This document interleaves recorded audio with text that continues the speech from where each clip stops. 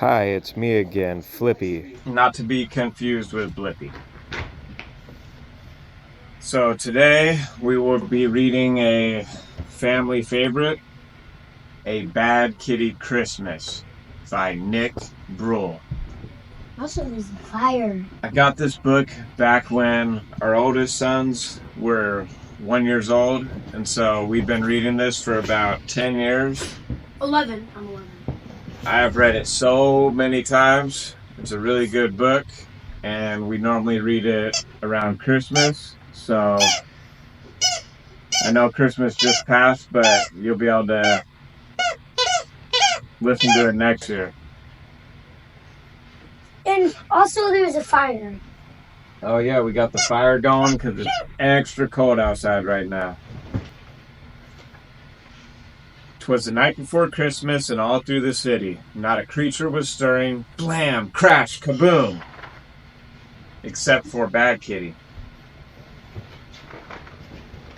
A Bad Kitty Christmas. How did she get here, you may ask yourself? It's a very long story. I'll tell it myself. First thing this morning, I awoke to a clatter. I ran down the stairs and asked, "What's the matter?" That's when I found Kitty in the midst of her caper. She'd torn through the gifts and was covered in paper. The angel was ambushed, the books were all bumped, the cards were all crushed, the drums were all dumped, the eggnog was ended, the fruitcake was flung, the gifts were all gutted, the holly unhung. The icicles injured, the jingle bells jumped, Kris Kringle was kicked, the lights were all lumped. The manger was mauled, the nutcracker nailed, the ornaments ousted, the poinsettia paled. The quiet was quashed, the ribbons ripped up, the star was sent swirling, the tree was tripped up. The unicorn ugly, vixen was vexed, the wreath looked just wretched, the xylophone was X. Our Yuletide looked yucky, my zeal had been zapped when I had found Kitty in the shreds where she napped. Oh, Kitty, bad Kitty, I'm filled with distress. You've ruined our Christmas. Just look at this mess. Yeah. All of these presents, these were for you. Why did you do it? And Kitty said, meow. Though there were presents in bundles and boxes galore, Kitty was angry. She wanted more. Was that going? She wanted an ape and a bear and a cormorant dish, a duck and an eagle baked with a fish, a gecko, a horse, an ibel, a jackal, a kiwi and a lion, and a soup with a mackerel, a narwhal, an owl, and a penguin on rye, a quetzal, a rabbit, and a seahorse and pie, a toad and urchin, a vole and a whale, a xeris and yak fried with zebra tail. Ew. That does it, I've had it. Just look at this place. I don't care if you're mad, Kitty, you're a disgrace. Oh, get burned, Kitty Cat. I've never known someone so selfish and greedy. 'Tis the season, you know, to give to the needy. I'd better start cleaning. What will you do? Do you feel like helping? And Kitty said, meow. She was still miffed when we packed up to go on an afternoon trip in the Christmas Eve snow. As we left for the city to see Uncle Murray, the window was open and she left in a hurry. Oh, Kitty, dear Kitty, don't go, you must stay. We shouted and cried as she ran away. But still she abandoned us right there and then. We thought that we'd never see Kitty again. Oh no, not Puppy too. Come back, come back. 'Twas the night before Christmas, and out on the street I saw a little black cat with little wet feet. She sat in an alley, a path dark and scary. She didn't look jolly, she didn't look merry. She looked so alone as she sat there and pondered, as if she was lost and unsure where she'd wandered. And then she began to meow and to bellow. She cried for a while until I said, hello. What do we have here, a little black cat? Don't you have a home? Let's look into that.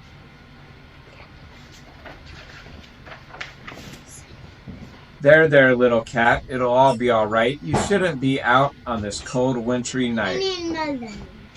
I'll take you upstairs to dry off your fur. Would you like some food? And this kitty said, purr. Now my home's a bit empty, why it's practically bare, but I still have a little, and I'm happy to share. I grabbed a clean towel to dry off her back and set down a plate with a small, tasty snack.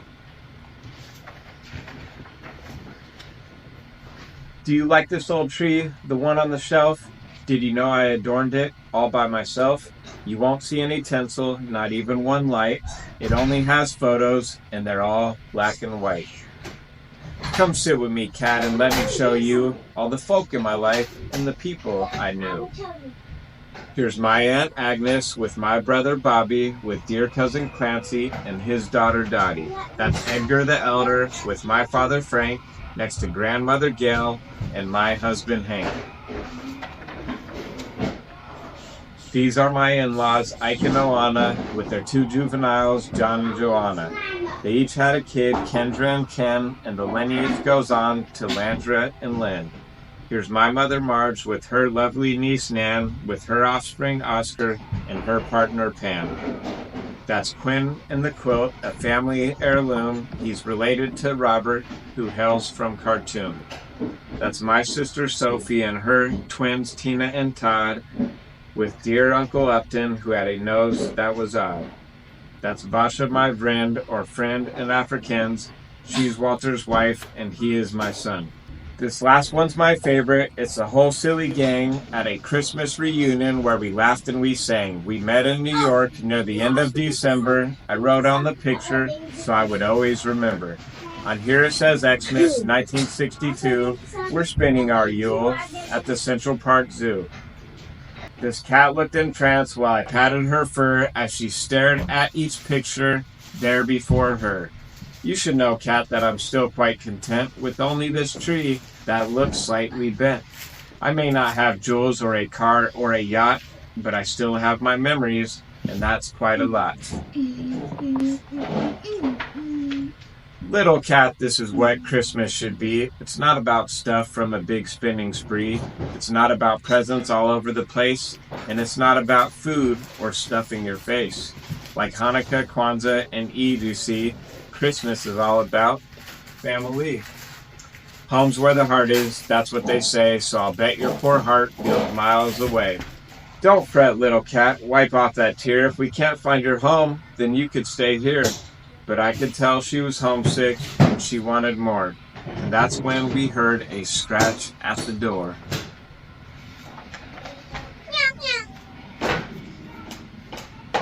There's someone to see you, you lucky black cat. I think that he knows where your home is at.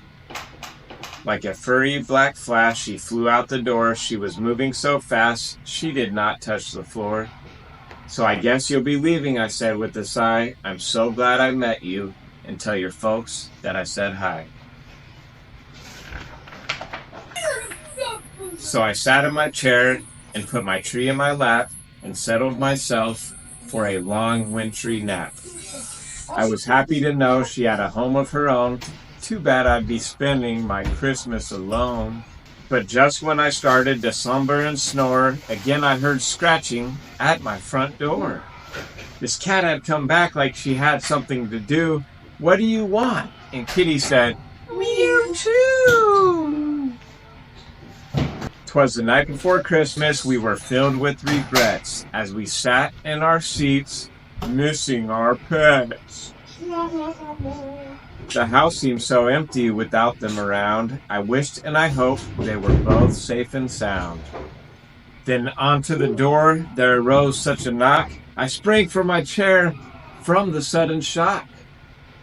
When what to my wondering eyes should appear but Kitty and Puppy and a lady most dear.